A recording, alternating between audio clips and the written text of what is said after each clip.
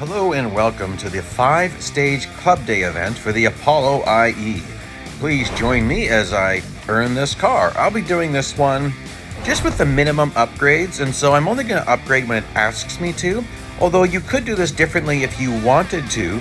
You could buy the required upgrades right away, and it would be even easier. I frankly think this is a very easy event, but I'll take you through it. So this first one, it's not a drafting stage, it's just tailgating. And I don't know anything about this car. This is my first time driving it, and for some reason I'm driving it in driver view. I sometimes do that when I have to tailgate someone, and I wasn't expecting that the Valkyrie would be driven so atrociously. Like, this is horrible driving. So I'm just kind of all over it. I mean, good thing it's not a no damage stage. So I'm just, at this point I'm already frustrated, so I'm just kind of smashing the car up, because who cares? Nice thing about these events is that they always give us the instant servicing and instant R&D. You guys might not know this, but I started playing this game in February of 2015, and it was normal then that you never got instant servicing or instant R&D. That didn't exist. So we're so used to it now that we get angry when we don't get it, but in the early days, you didn't have that. Your only option was to service the car and watch ads, and watch lots of ads. So anyhow, pretty easy race. I don't know what to tell you. You'll not have any trouble with this one. I didn't buy. I'm still learning this car, and I never drive this way. People who watch my channel know I'm horrible at driver view. We're going to be moving through this pretty fast. I'm going to skip the storyline. Other people do all that. I'm going to get you to the action. There's a lot of work that goes into the storyline and trying to make this interesting, but I just want to race the car. And if you want to see the full storyline, you can do that when you do the event. I'd encourage you just to do the event if you want to see the full storyline and why this stuff's going on. So, a common question I get: do I need to do bot slowing? I'm not. I'm going to be racing this thing real hard. This is a required PR event, not a recommended PR event. Forgive my sloppy driving there. Like I said, I've done no test drives. I just hopped in, hit record, boom, here you go. So in a required PR event like this, you cannot enter a race if you do not have the required PR. Sorry, taking me a while to get out. It will not let you. There's nothing you can do.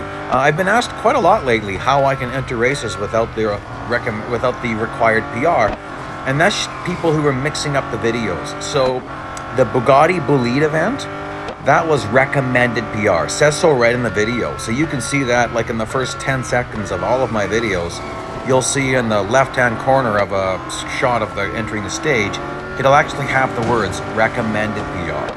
And nothing appears in red. It just lets you enter it if you want to. But then in the required PR events, you cannot go unless you pay. I don't like these as much because there's just very little challenge. However, a lot of people do like these because the recommended PR events are too hard for them. Now, the Bugatti Bolide event, I won that one. Actually, I won it for less than free. I didn't buy one upgrade, and then I got all of the rewards for finishing stages, and so I got paid to earn that car. Since then, I fully upgraded it. So some people said, well, it's not free because you have to do this, you have to do that, you eventually have to upgrade it. No, I got it for free. I got it for less than free. I didn't pay anything for it. Free is free. What you do with it after you get it is up to you. There's cars that I've won that I've never driven again because I just don't like them, to be blunt. The Bugatti Bolide, I really like that car. Actually did 3 endless endurance videos in that car so far, so it's pretty shocking. Very curious to see what this Apollo can do for us once we start slapping on some upgrades. Interesting thing when you're learning a car with no upgrades and then you start adding them is you do have to adjust, because it's like, will it get looser? Will it get tighter? Like, sometimes when you upgrade a car more, it gets a lot faster, which makes it feel looser. Other times it gets a lot tighter. So I guess it's kind of a strange word to use versus looser, but it just gets more grippy in the corners, better brakes. So I'm very curious to see how this one will change. Now, again, like I said, I didn't find this is really easy, this first stage. I'm pretty sure that we're not required to do any upgrades at all. And what I'll be doing, probably the most important video will be the last one, but you know, you might want to check out the middle ones too, because I'll do all of them, I'll do the whole series. In the last video, that's where I'm going to go through the full upgrade tree that I'm using. I did a few tests early on just to see, because sometimes the upgrade tree that's best is weird. I didn't find anything weird about this one. It's basically just all tier 3 upgrades. And I haven't done the math yet. I'm going to provide that in stage 5 video. And also, yeah, I guess I'll do this. I'll get out my laptop and I'm going to track everything I earned. So I'll do a quick spreadsheet. And then I'll just give you guys the totals. I'm not going to give you it race by race. You'll get to see all of my earnings, but I'm going to total it. So you see actually what this cost net. So I'll give you the gross costs, which means exactly how much gold and how much R dollars that I have to spend. But then I'm going to weigh that against how much I won and how much I earned. So I'll give you all the numbers, because that's kind of what I'm known for, is giving you all the numbers, all the math. Again, I'm not finding any of this to be difficult. I was a little concerned about my average speed. I couldn't remember how fast I had to keep it. So, but this is a pretty fast-paced track, Dubai. There's some sharper corners, but it's a pretty good track. I can't seem to take this corner flat out yet, which is kind of weird to me. That should be possible in a hypercar with this much grip, but I guess it's just out of balance because it doesn't have upgrades yet. So here we are starting the last lap, and it's looking pretty stinking easy.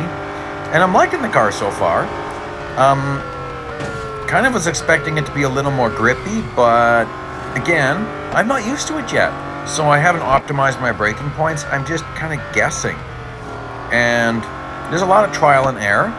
I didn't mention this yet. I don't drive with assists on. So steering assist off, brake assist off, traction control off.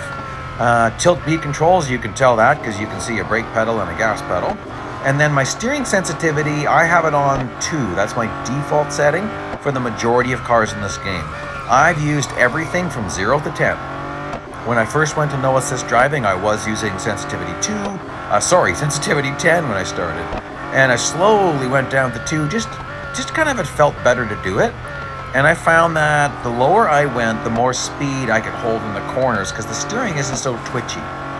For certain cars like McLaren MP4X, Ferrari F14T, Ferrari T2, something or other, Lotus 125, and I forget what it's called. The old Ferrari, might be 375. I use steering sensitivity 0 for those cars. All right, here's the rewards for stage 1. Please like, please subscribe. Thank you for joining me. Playlist link will appear here once I make it, and I'll throw a few other links up here. Race you later.